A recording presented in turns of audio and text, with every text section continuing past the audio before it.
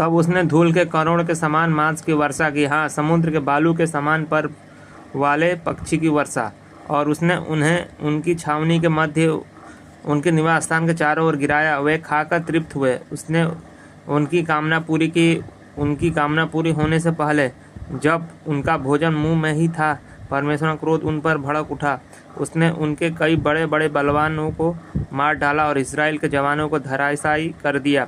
इतने पर भी वे पाप करते रहे और उसके अद्भुत कार्यों पर विश्वास ना किए। अतः उसके उनके दिनों को व्यर्थ श्रम से और उनके वर्षों को आतंक से भर दिया। जब वह उन्हें घात करने लगता तब वे उसे ढूंढने लगते। वे फिरकर परमेश्वर को यत्न से खोजने लगते थे और उन्हें स्मरण आता था कि परमेश्वर हमारी चट्टान वरन परम प्रधान परमेश्वर हमारा छुड़ाने वाला है।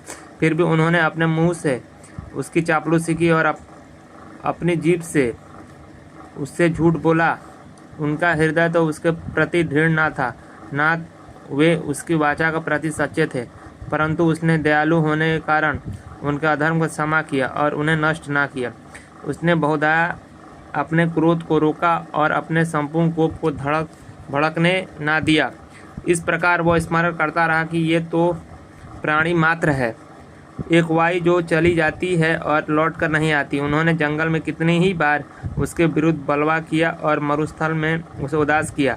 उन्होंने बार बार परमेश्वर की परीक्षा की और इजराइल के पवित्र को खेदित किया।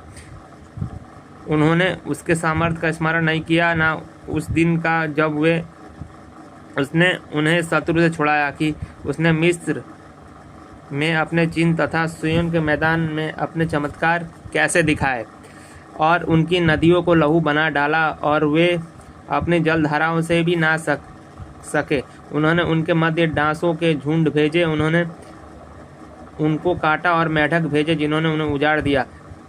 उसने उनकी उपज कीड़े मकोड़े को और उनके परिश्रम का फल टिड्डियों को खोल दिया, टिड्डियों को खिला दिया।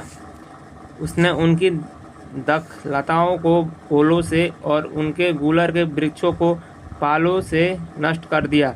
उसने उनके पशुओं को भी ओले के और उनके झुंड को बिजली के हवाले कर दिया। उसने विनाशकारी दूतों का दल भेजकर उन पर अपना प्रचंड क्रोध, रोष, कोप और संकट ढा दिया। उसने अपने क्रोध का मार्ग चौरसा किया और उनके प्राण को मृत्यु से नहीं बचाया, वरन उनका जीवन महामारी को सौंप दिया और मिस्र के सब पहलाठों को मार डाला और हाम के तंबुओं में से उनके पुरुष के प्रथम फल के